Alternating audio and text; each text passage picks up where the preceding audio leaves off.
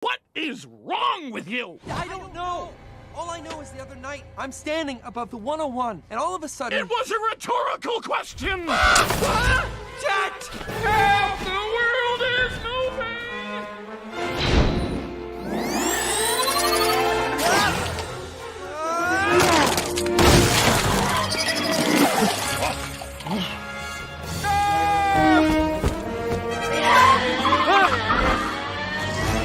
Whoa! Coming through!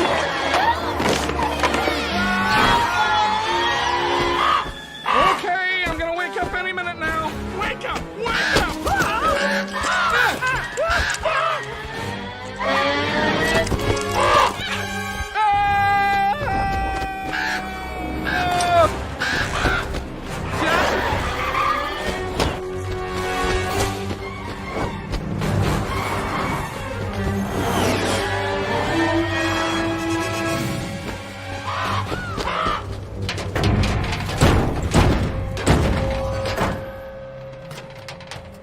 Easy now, fellas. If you really don't want to do this.